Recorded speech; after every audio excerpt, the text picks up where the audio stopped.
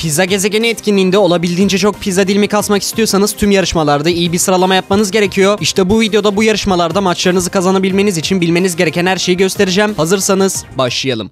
Taktiklere geçmeden önce ilk olarak bu yarışmaların olayını tamamen kavramalıyız. Bu yarışmalarda yüksek sıralama yapmayı istememizin sebebi eğer ne kadar yükseğe yerleşirsek bir o kadar pizza dilimi alacağımızdan. Pizza dilimleri kasmanın zaten birçok yolu var. Onlara bu videoda değinmeyeceğim ama bilmeniz gereken şey yarışmaların pizza dilimi kasmada en iyi yol olduğu ve bu tamamen sizin yeteneğinize bağlı. İyi oyuncular her yarışmada birinci olarak etkinliğin sonuna kadar yaklaşık 2000 pizza dilimi kasabilirken ortalama oyuncular yaklaşık 1100 kasabiliyor. Aradaki farktan da anlayabileceğiniz üzere yarışmalara abanmanız gerekmesinin sebebi de tam olarak bu. Belki aradaki 900 pizza dilimi farkı çoğunuza öyle büyük bir miktar gibi gözükmeyebilir ama bu etkinliği Sünger Bob etkinliğiyle sakın karıştırmayın. Sünger Bob etkinliğinde yengeç paraları bolca verilmişti ama oradaki teklifler daha pahalıydı. Pizza Gezegeni etkinliğinde de pizzalar az veriliyor ama teklifler daha ucuz. Örneğin o aradaki 900 pizza diliminin karşılığında 300 elmaslık kostüm teklifi alabiliyorsunuz. Peki bunu anladığımıza göre şimdi gelelim bu yarışmalarda nasıl gerçekten birinci olacağımıza. Eskiden Şeytanlar vs Melekler sezonunda yarışmalarda birinci olmak için diğer herkesten çok galibiyet almamız gerekiyordu ama Pizza Gezegeni sezonunda bu böyle işlemiyor. Puan mantığı var ve bence puan mantığı galibiyet alma mantığına göre daha adaletli. Bunun sebebi siz maçınızı kaybetseniz bile eğer iyi oynadıysanız bir miktar puanınızı alıyorsunuz ve birinci olabilmek için de yarışmanın sonuna kadar diğer herkesten çok puan kasmamız gerekiyor. En çok puanı kasmanın tüyolarına az sonra değineceğim. Fakat önce şunu belirteyim ki her yarışma sadece 3 gün sürüyor ve yarışmalarda istediğiniz kadar maç atamıyorsunuz. Maç atmak için biletinizin olması gerekiyor. Her gün oyun size oynamak için 5 bilet verecek ve 3 günde oynamak için toplam 15 hakkınız oluyor diyebiliriz. Ayrıca bir yarışma bittiği an anında yeni bir yarışma başlıyor ve yeni yarışmada oyun moduyla harita da değişiyor. Ancak yarışma maçlarının sevdiğim bir kısmı var ki tüm maçlar 2v2 şeklinde oynanıyor. Yani 2v2 olması bile bir sürü yeni taktiğe yol açabilir. Örneğin burada tank karakterlerle daha iyi iş yapabiliyorsunuz. Çünkü normalde sizi kesmeye çalışan 3 kişi varken yarışma maçlarında sadece 2 kişi oluyor. Eğer haritası uygunsa kesinlikle tank savaşçılar çekip kolayca kazanabiliyorsunuz. Şimdi ise de puan kasmanın taktiklerine geçelim. İlk olarak eğer her yarışmada birinci olmak istiyorsanız kesinlikle bir takım arkadaşıyla girmeniz çok önemli. Bunun sebebi eğer randomlarla girerseniz randomunuzun iyi mi kötü mü oynayacağını hiçbir zaman bilemiyorsunuz. Ancak yanınızda bir arkadaşınız olduğu zaman daha koordine oynayarak belki de her girdiğiniz maçı kazanabiliyorsunuz. Ama takım arkadaşı bulsanız da bulamasanız da bir maçta maksimum puan nasıl kasılacağını bilmeniz çok önemli. Puan kasmak için bir maçta hasar vermek, can doldurmak, rakip kesmek, gol atmak gibi bir sürü faktör var. Ama bunun yanında maçı erken bitirme bonusu da var. Eğer maçı kazanırsanız da o maçtan takım arkadaşınızla kastığınız tüm puan 2.5'la çarpılıp hanenize ekleniyor. Puan almak için illa maç kazanmanıza gerek yok ama 2.5'luk puan bonusu sizi sıralamada üstlere itecek en önemli şey. O yüzden sırf puan kasacağım diye bitirebileceğiniz maçları bitirmemezlik yapmayın bence. Çünkü bazen puan kasmak için beklettiğiniz maçlarda rakibiniz comeback atarak normalde sizde olan maçı çevirebiliyor ve bu bana da birkaç kez oldu. Etkinliğin başlarında hatırlarsanız bir taktik vardı. Maçı olabildiğince uzatıp maç süreden bitene kadar kasabildiğiniz kadar puan kasma taktiği. Bu yöntem hala daha uygulanabilir ancak geçenlerde maçı erken bitirince aldığınız puan sayısı bayağı arttırıldı. O yüzden bence maçı bekletip zaman kaybetmek yerine bitirebildiğiniz kadar hızlı bitirmeye çalışın. Son olarak da maçlarınızı ne zaman yapmanız gerektiği hakkında kısaca konuşalım. Çoğu kişi biletleri yenilendiği anda maç girip biletlerini harcıyor. Ancak bence bu büyük bir hata. Bunun sebebi de genellikle iyi oyuncuların o saatlerde oynayıp biletlerini harcaması ve siz o saatlerde girerseniz muhtemelen biletlerini hızlıca kasmak isteyen iyi oyuncular karşınıza geleceği için maçlarınızı kaybedeceksiniz. Eğer rakibinize daha kötü oynayan oyuncular gelsin istiyorsanız son günlerde oynamanızı öneririm. Son günlerde hiç mi iyi oyuncu gelmiyor? Tabii ki de hayır. Ama ilk günlere nazaran daha az iyi oyuncu geliyor. Bu arada eğer anlattığım taktikler işinize yarıyorsa ve bana destek olmak isterseniz satın alımlarınızdan önce oyunda markette kod bölümüne Okan yazarak kanala destek olabilirsiniz. Eğer buraya kadar izlediyseniz muhtemelen bu etkinlikten kasabildiğiniz kadar pizza dilimi kasmaya çalışan bir oyuncusunuz. Ama kastığınız pizza dilimleriyle pizza restorandan hangi teklifleri almanız gerektiğini bilmeniz çok önemli. Çünkü pizza restoranda bir sürü tuzak teklif var. Şu anda ekrandaki videoya tıklayarak da pizza restorandaki alınması gereken en mantıklı tekliflerin neler olduğunu öğrenebilirsiniz. Görüşmek üzere.